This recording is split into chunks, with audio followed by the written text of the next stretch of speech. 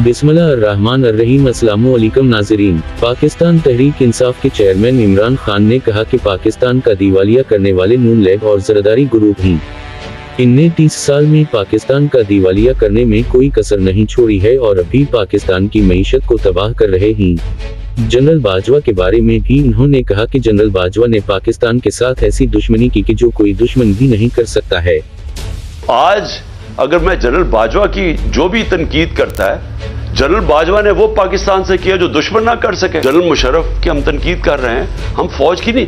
सी कौम फौज को प्यार करती है क्योंकि कौम को पता है कि हमें वो आजाद रखने वाली हमारी फौज है। तो आज अगर मैं जनरल बाजवा की जो भी तनकीद करता है, जनरल बाजवा ने वो पाकिस्तान से किया जो दुश्मन ना कर सके। 7 महीने के अंदर वो इकॉनमी जो अपनी 17 साल के बाद बेहतरीन परफॉर्मेंस दे रही थी, उसको आज उसने जमीन पे डाल दिया है। आज पाकिस्तान के लोगों को यह नहीं समझ आ रही कि अब पाकिस्तान जाएगा किधर। लोगों हमें तो यही नहीं समझ आ रही कि अब इसमें से निकालेगा कैसे कोई। हमें तो यही नहीं समझ आ रही कि ये जो चोर ऊपर हमारे ऊपर मुसल्लत कर दिए गए हैं, स्वाय अपनी चोरी बचाने के लिए, पता तो बताएं कि इन्होंने इस इकॉनमी को ठीक कैसे करना है। और अब ये 30 साल दोनों इक़्तिदार में रह चुके हैं, कब इन्होंने इकॉनमी को ठीक किया था? ये तो जब से आए हैं पैसा बनाने के चक्कर में है और उनके पैसे माफ हो रहे हैं और मुल्क भी नीचे चला गया है। कौन जिम्मेदार है इसका? तो ये हमारा राइट है, ये मेरा जमहूरी राइट है ये कहने का। और मैं आपको फिर से ये कह दूं कि मैं ये बातें इस वजह से, ये कातिलाना हमला मेरे को ऊपर हुआ था मेरा मुंह बंद करने के लिए। ये मुंह नहीं बंद होने लगा। ये जब तक मैं जिंदा हूं, मैं इस मुल्क के लिए खड़ा हूंगा, इस मुल्क की आवाज बुलंद करूंगा। मैं किसी सूरत से अपनी आवाज बंद नहीं करने लगा। और मैं ये चाहता हूं कि अगर कोई इदारे के अंदर काली भेड़े हैं तो इदारा अपना वकार ऊंचा करता है जब उनके अगेंस्ट एक्शन लेता है। ये नहीं कि जो बात करता है उनके ऊपर कार्रवाई शुरू कर दे, जो कि आजम स्वाति से खास तौर पे हुआ है। और मैं आखिर में इलेक्शन कमीशन के ऊपर बात करना चाहता हूं। मैं फिर से ये कहता हूं कि मैंने पाकिस्तान में जब से भी मैं 26 साल से इलेक्शन लड़ रहा हूं, मैंने अपनी जिंदगी के अंदर कभी इस तरह का इलेक्शन कमिश्नर नहीं देखा। जो एक तो ये जो सिकंदर सुल्तान है और दूसरा जो कि सिंध का इलेक्शन कमीशन है। पहले मैं ये वाज़ेह कर दूं कि जो सिंध का इलेक्शन कमिश्नर है, ये सिंध गवर्नमेंट का मुलाजिम है, ये इंडिपेंडेंट इलेक्शन कमिश्नर नहीं है। हम सुप्रीम जुडिशल काउंसिल के पर केस लेके गए हुए हैं इसका। और मुझे अफसोस होता है कि इतनी देर से हमारा केस पड़ा हुआ है सुप्रीम जुडिशल काउंसिल में, कोई सुन ही नहीं रहा कि कैसे हो सकता है कि सिंध गवर्नमेंट का मुलाजिम गैर जानिबदार हो जो उनसे तनख्वाह ले रहा है। और जो इसने किया है चीफ इलेक्शन कमिश्नर ने, स्वाय इसके कि इसका 1 पॉइंट एजेंडा है कि इमरान खान को डिस्क्वालीफाई कैसे करना है। तोशा खाना का केस इसने पकड़ा हुआ है। जिस वक्त भी ये केस अदालत में जाएगा, इसके हाथ से निकलेगा, मैं आज राइटिंग में इस कौम को देता हूं, हर चीज इखलाकी तौर पे और कानूनी तौर पे इसमें जायज मैंने किया। और दूसरा फॉरेन फंडिंग केस, जिस वक्त भी इसके ऊपर तहकीकात होंगी, ये वाज़ेह हो जाएगा कि तहरीक इंसाफ वाहिद पार्टी है जिसने सही माने में पॉलिटिकल फंड रेजिंग की है।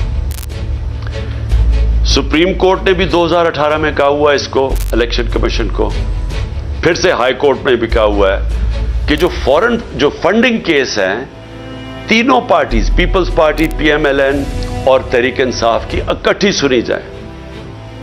4 साल हो गए हैं तहरीक इंसाफ को कटहरे पे खड़ा किया हुआ है और इन 2 पार्टीज के केसेस नहीं सुनता। केसेस इसलिए नहीं सुनता कि जब ये केस आप कौम के सामने आएंगे तो आपको पता चलेगा कि इन पार्टीज का कुछ तरीका ही नहीं है फंड रेजिंग का। ये फंड्स कैसे इकट्ठे करते हैं, ये बड़े बड़े नामवर, और मैं वो बिजनेसमैन भी जानता हूं जो बड़े बड़े जिनको ये पहले मिलके उनके साथ इनके बिजनेस पार्टनर ही होते हैं, उनको पैसा बना के देते हैं, फिर इलेक्शन आता तो उनसे बड़े बड़े अरबों रुपया ले लेते हैं। ये है इनकी फंड रेजिंग। वो पार्टी जिसने 40,000 लोगों का वोट डेटा बैंक है, डोनर बैंक है 40,000 लोगों का, वो पार्टी को इन्होंने खड़ा किया हुआ है, कभी कुछ कर रहा है, कभी FIA से चेक कर रहा है, कभी कोई हमारे डोनर्स को तंग कर रहा है, उसके पीछे पड़ा हुआ ये। उनसे नहीं पूछता कि जनाब आप बताएं आपकी क्यों नहीं। और मैंने सुना है कि इंशाल्लाह उनका केस लगने लगा है और कि सारी कौम को पता चले कि ये दोनों पार्टीज पैसा कैसे इकट्ठा करती है। और फिर तोशा खाना, मैं फिर चैलेंज करता हूं कि जब भी तोशा खाना लगेगा, कोई चीज इमरान खान ने इलीगल नहीं की, कोई किसी किस्म का ना आज तक पहले कानून तोड़ा है, ना आज तोड़ेगा, ना कभी आगे भी तोड़ेगा। लेकिन जिन्होंने कानून तोड़ा है, जिन्होंने तोशा खाना में डाका मारा है, उसमें है नवाज शरीफ और आसिफ जरदारी। क्यों डाका मारा है? क्योंकि गाड़ी तोशा खाना से निकालना गैर कानूनी है। 3 महंगी महंगी गाड़ियां आसिफ जरदारी ने तोशा खाना से निकाली हैं और एक नवाज शरीफ ने निकाली। क्यों नहीं इलेक्शन कमीशन पूछता उनसे? नवाज शरीफ तो चले मफरूर है, अभी आएगा ड्राई क्लीन हो जाएगा फिर से, तो उससे पूछे तो सही कि तुमने गाड़ी क्यों नहीं निकाली है, क्यों नहीं उसके ऊपर आगे केस चलता, क्यों नहीं जरदारी तो मेंबर ऑफ पार्लियामेंट है, क्यों नहीं उसका नैब का केस खोलता कि 3 गाड़ियां महंगी महंगी गाड़ियां उसने निकाली है तोशा खाना से। तो सबसे आसान काम है, मैं जनाब किसी को अपने दोस्त को कहूं कि मुझे गाड़ी प्रेजेंट कर दे, वो मुझे प्रेजेंट करे, मैं तोशा खाना में डाल दूं, आधी कीमत देके गाड़ी खरीद लूं। तो इसीलिए इजाजत नहीं है उसकी। तो मैं इससे सवाल पूछता हूं कि उनसे क्यों नहीं पूछा आज तक? और फिर क्या वजह है कि जो भी केस जाता है हमारा इस इलेक्शन कमिश्नर के पास, हमारे खिलाफ फैसला हो जाता है। 8 दफा हम अदालत में गए और अदालत में उन्होंने इसके फैसले रद्द किए। और अगला मेरा सवाल है कि हम इसके अगेंस्ट अदालत में गए हुए चीफ इलेक्शन कमीशन के, हमारे केस ही नहीं सुने जाते और वो हर रोज हमारे खिलाफ नया कोई फैसला करता रहता है। देखें, पाकिस्तान के अंदर अगर फ्री एंड फेयर इलेक्शन ना करवाए गए, मैं आज आप सारी कौम को आगाह करना चाहता हूं कि अगर मैं बड़ा हूं इस कौम का, तो मेरा काम है अपनी कौम को समझाना कि अगर इस मुल्क में फ्री एंड फेयर इलेक्शन ना करवाए गए, या इंतशार होगा, आगे मुल्क के अंदर हालात बुरे हैं, आगे यहां सियासी इस्तेकाम नहीं है, आगे इस मुल्क के अंदर ये चोर जो ऊपर बैठे हुए हैं ये पूरी कोशिश कर रहे हैं कि किसी ना किसी तरह, मैच तो इनसे खेला नहीं जाता, किसी ना किसी तरह डिस्क्वालीफाई करें, केसेस करें, FIR करें। मेरे ऊपर 30 FIR हो चुकी है और मुझे कोई फिक्र नहीं है। मैं कोई मुल्क से बाहर नहीं भागा ये सारे चोरों की तरह। ये सारा शरीफ खानदान भी बाहर भाग जाता है जब केस हो, मैं यहीं बैठा हुआ हूं और यहीं लड़ा हूं केस। मैच तो ये खेल नहीं सकते।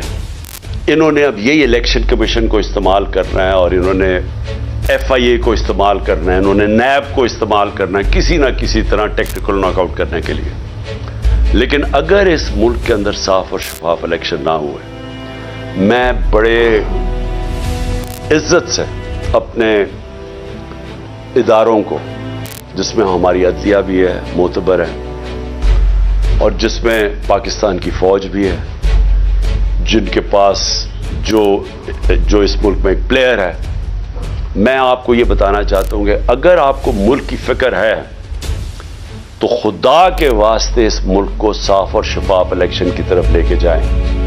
इसके अलावा कोई हल नहीं है। जिस दलदल में हम गिरते जा रहे हैं, इसमें से निकलने का कोई और हल नहीं है। किसी माशी एक्सपर्ट्स को पूछ लें, कोई माहिरीन जो कि पॉलिटिक्स के एक्सपर्ट्स हैं, बाहर से कोई मंगवा लें, अगर आपको अंदर यहां नहीं मिलते, सारे आपको एक चीज कहेंगे कि पहले पॉलिटिकल स्टेबिलिटी लेके आए, फ्री एंड फेयर इलेक्शन करवा के। मजीद इन्होंने कहा कि पाकिस्तान में साफ शफाफ इंतखाबात कराए जाएं, इलेक्शन के अलावा कोई हल नहीं है। नाजरीन, अब के लिए इतनी ही खबरें। अपना ख्याल रखें। खुदा हाफिज। पाकिस्तान जिंदाबाद।